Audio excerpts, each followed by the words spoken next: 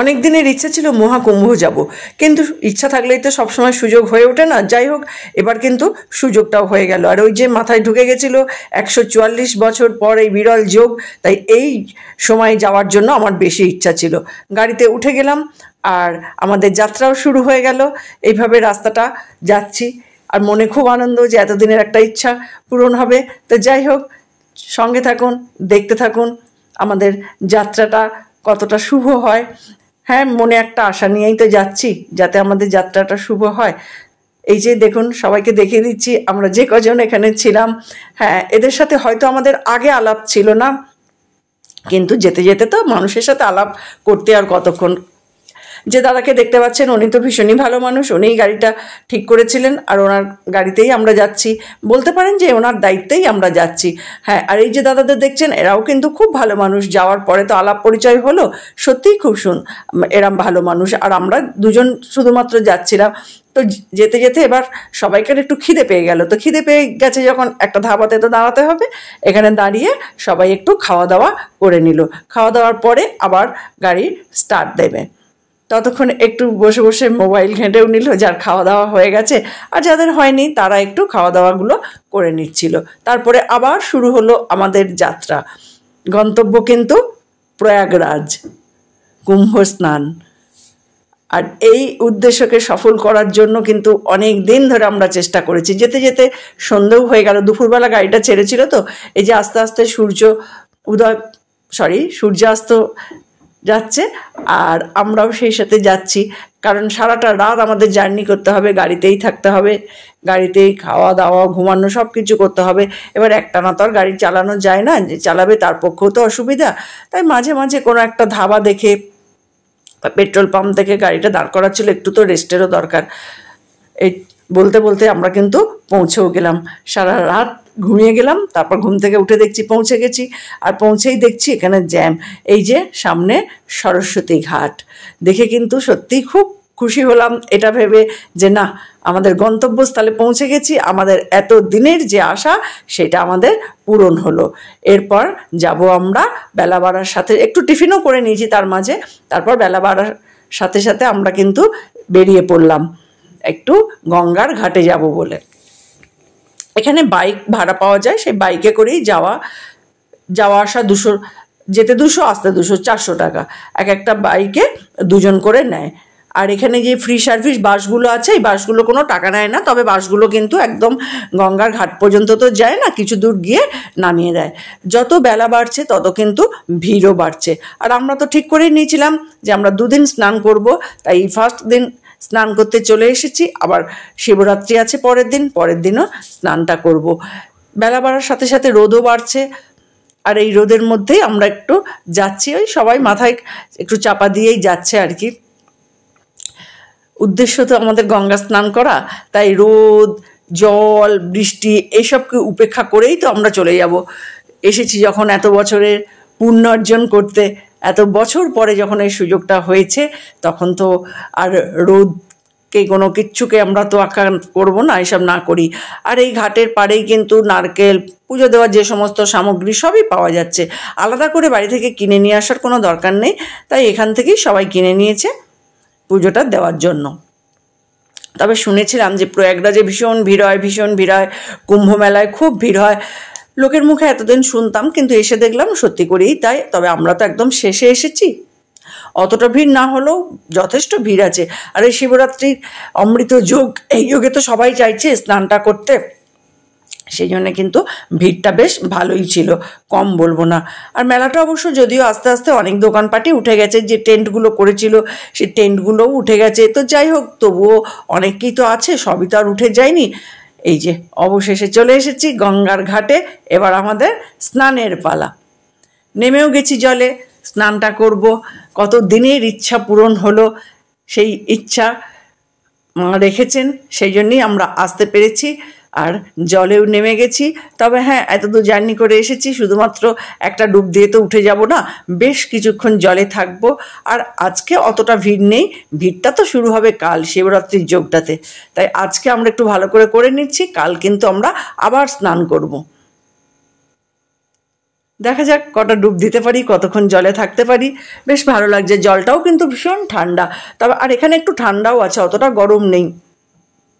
রাতের দিকে তো বেশ ভালোই ঠান্ডা লাগছিল।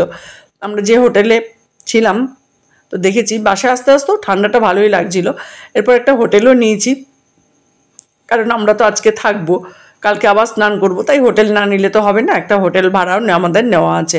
এখান থেকে স্নান করব, তারপরে গিয়ে খাওয়া দাওয়া করে আজকে দিনটা আমরা থাকবো।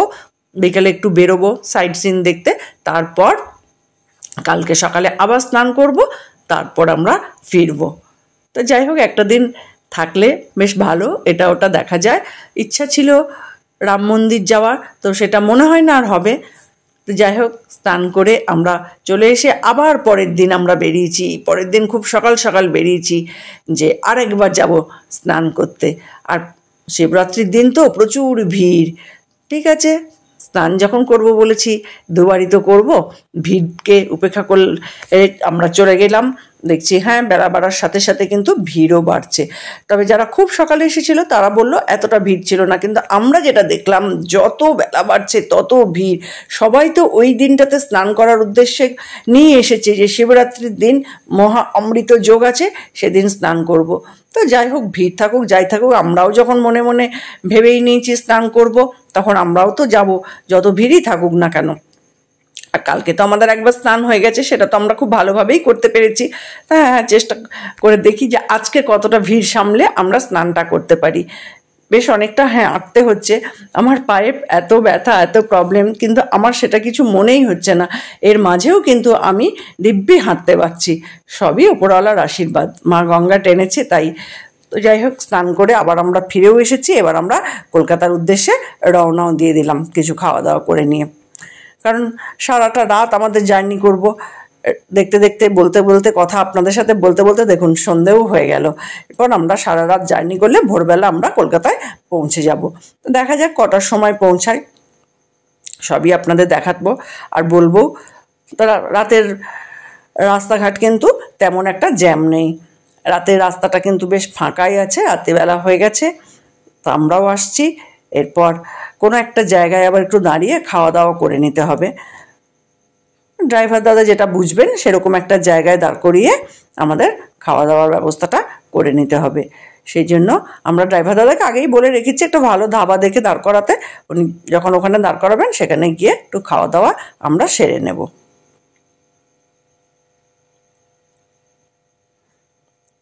রাত্রিবেলা রাস্তাঘাটগুলো আমার কিন্তু ভীষণ ভালো লাগে দেখতে। এই যে লাইটগুলো জলে খুব সুন্দর দেখতে লাগে যে কোনো রাস্তায়। রাত্রিবেলা কিন্তু খুব, দিনের বেলার থেকে রাত্রিবেলাটা কিন্তু বেশি ভালো লাগে দেখতে। কত সুন্দর লাগছে রাস্তাটা দেখতে। আর দিনের বেলাতে একটু জ্যামটাও বেশি হয়, আর ওদিকে একটু ঠান্ডাটাও কিন্তু এখনও আছে, তাই সবাই একটু ঢাকাঢুকি নিয়ে বেশ গাড়ির মধ্যে বসে আছে। জানলাগুলোও বন্ধ, তা সত্ত্বেও ঠান্ডা লাগছিল বলে সবাই একটু ঢাকা নিয়ে বসে আছে চাদর মুড়ি দিয়ে। এইভাবে আমরা চলে এলাম, কুম্ভ স্নান করে পূর্ণ অর্জন করে আমরা চলে এলাম কলকাতার উদ্দেশ্যে। এরপর আস্তে আস্তে রাত্রি কেটে ভোর হয়ে গেল, তবুও আমরা জার্নি করছি, এখনও কলকাতা পৌঁছাতে পারিনি। খুব শিগগিরই হয়তো কলকাতা আমরা পৌঁছে যাব, আর বেশিক্ষণ লাগবে না। তো দেখি কটার মধ্যে পৌঁছাতে পারি। দেখুন আস্তে আস্তে আলো ফুটে গেল, সকাল হতে শুরু হয়েছে। এরপর আমরা পৌঁছে গেলাম শক্তিগড়। আর শক্তিগড়ের তো ল্যাংচা বিখ্যাত, তাই শক্তিগড়ের উপর দিয়ে যাব, অথচ ল্যাংচা কিনবো না এটা তো হয় না। তাই সবাই নেমে সবাই যে যার নিজের নিজের বাড়ির জন্য ল্যাংচা কিনে নেওয়া হলো ওই ল্যাংচা মহল থেকে। আর এখানকার ল্যাংচা তো খুব ভালো। তারপর ল্যাংচা কিনে নিয়ে আবার রওনা দেওয়া হলো। গন্তব্যস্থল কিন্তু কলকাতা, আমাদের তো এবার কলকাতায় ফিরে আসতে হবে।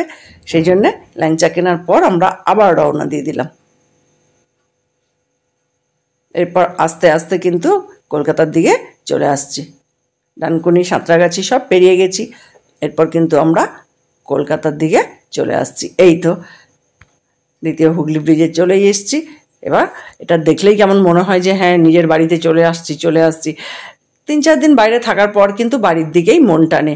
তাই ফেরার সময় যখনই এই সেকেন্ড ব্রিজের উপরে উঠি তখন কিন্তু বেশ মনটা খুশি খুশি লাগে যে এই তো এবার বাড়ি পৌঁছে যাব, আর তো বেশিক্ষণ না, বাড়ি পৌঁছে যাব। তো যাই হোক, কাছাকাছি চলেই এসেছি। এরপর আমরা যে যার নিজের নিজের বাড়িতে ফিরে যাব। আবার হয়তো কখনো যদি সুযোগ হয় সবাই একসাথে কোথাও যাওয়ার, তাহলে যেতে পারবো। একদম বাড়ি ফিরে চলে আসলাম, অনেক দিনের ইচ্ছা পূরণ হলো কুম্ভ যাওয়া। যাই হোক, যাওয়া হয়ে গেল। আর যে শাহী স্নানটাও করবো ভেবেছিলাম শিবরাত্রি পূর্ণ লগ্নে, সেটাও হয়ে গেল। একদম বাড়ি ফিরে চলে আসলাম। সারা রাত জার্নি করেছি, সকাল সকালই চলে এসেছি, তো 8:30 বাজে চলে এসেছি। আর যে ইচ্ছাটা ছিল অনেক দিনের, ইচ্ছাটাও পূরণ হয়ে গেল। আর শাহী স্নানটা করবো ভেবেছিলাম শিবরাত্রি, মহাশিবরাত্রি পূর্ণ লগ্নে, সেটাও করতে পেরেছি। 2 দিন স্নান করেছি, যেদিন গেছি সেদিনও করেছি, আর কাল শিবরাত্রিতেও করেছি। যাই হোক, ভিডিওটা আর বড় করছি না, জার্নি করে এসেছি, এবার আমাকেও ফ্রেশ হতে হবে। আমার ভিডিওটা কেমন লাগলো জানাবেন, ভালো লাগলে একটা লাইক দেবেন। যারা আমার ফেসবুক পেজ থেকে দেখছেন তাদের অনুরোধ করব পেজটা ফলো করে নেবার জন্য। যারা আমার ইউটিউব চ্যানেল থেকে দেখছেন তাদের অনুরোধ করব আমার চ্যানেলটা সাবস্ক্রাইব করে নেওয়ার জন্য। আর অলরেডি যারা সাবস্ক্রাইব করেছেন, আমার সঙ্গে আছেন, পাশে আছেন, তাদের তো অসংখ্য ধন্যবাদ। এইভাবে আমার সঙ্গে থাকুন, পাশে থাকুন, সবাই ভালো থাকুন, সুস্থ থাকুন। দেখা হবে অন্য কোনো দিন অন্য কোনো ভিডিও নিয়ে। ভালো থাকবেন সবাই।